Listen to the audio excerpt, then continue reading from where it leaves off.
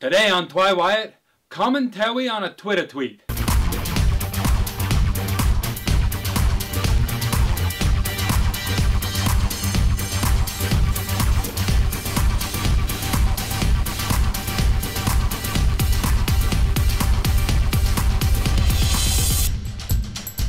Welcome to TriRiot, the show that uncovers the mysteries of why ordinary people push themselves to extraordinary limits.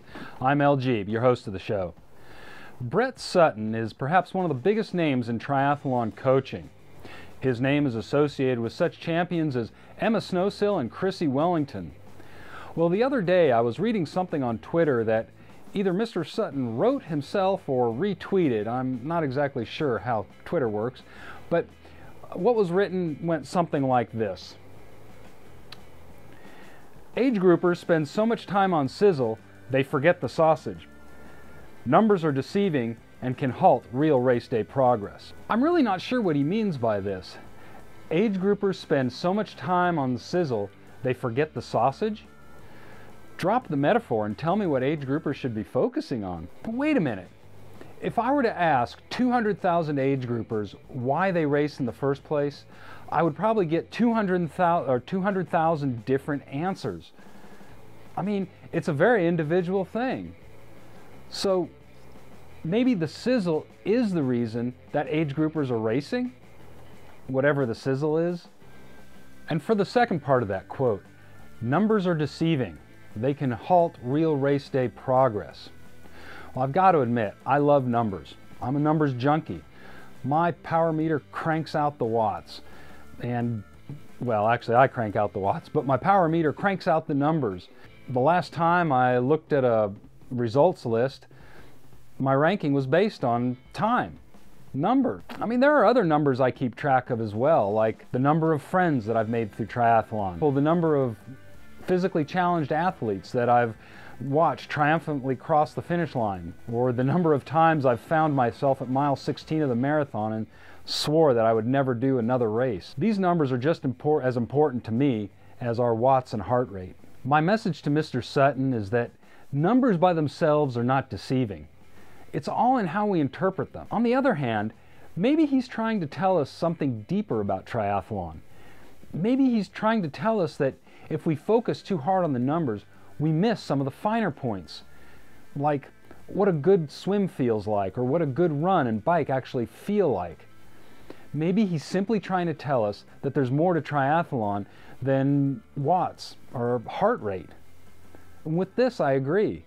So why am I so focused on this little quote that might have otherwise gone unnoticed? I guess it's because I have a gut feeling that there's a nugget of truth in it somewhere, but I just can't put my finger on it. There's two metaphors right there, nugget and finger. So whatever he's trying to say with sizzling sausages, I'm sure it has nothing to do with breakfast. And I don't doubt that a coach of his stature knows what he's talking about.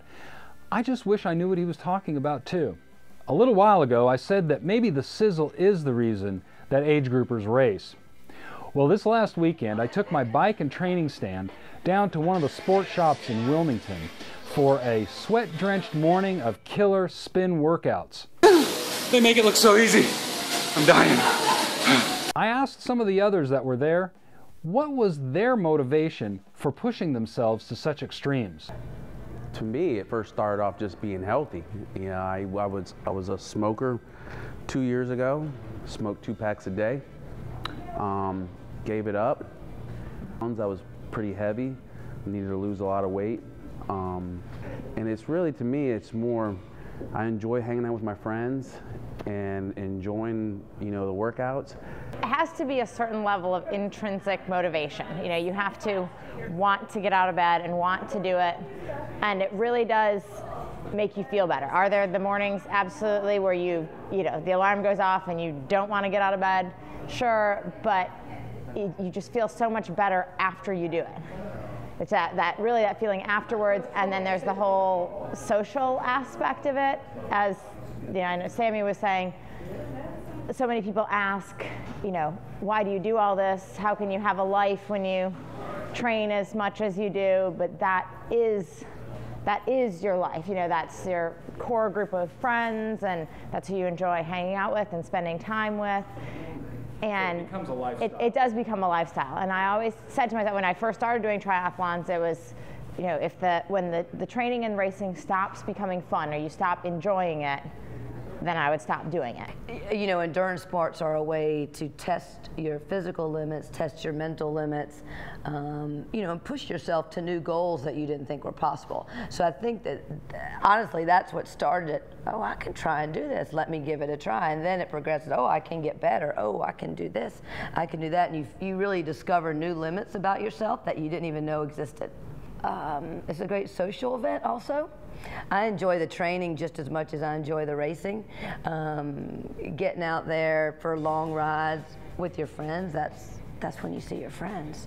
Have great discussions about anything and everything, going to breakfast, going to lunch when you get done. I think it's the training that I enjoy just as much as the racing. They were Eric Schutte, Aaron Green, and Sammy Winter. We'll be seeing a lot more of Sammy Winter in upcoming episodes of TriRiot. Sammy recently qualified for the Ironman World Championship in Kona, Hawaii, which will be held later this year in October. I'll be following her training progress and talking to her to understand not only what it takes to be a Kona age group qualifier, but a Kona age group competitor as well. Well, that's all for this episode of TriRiot. Join me next week when I take a look at a couple of good triathlon books and an interview with Sammy Winter. Until then, stay to the right, pass on the left, and keep on smiling. For TriRiot, I'm LG.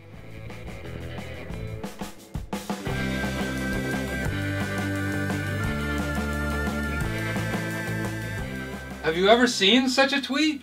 I never saw such a tweet. Sausage a tweet. I get it. Good one. I'd make a meat pun myself, but I'd probably butcher it.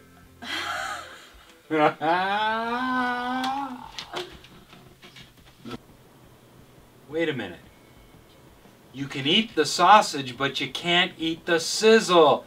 I get it. Oh, that makes so much sense now. Oh, yeah, exactly.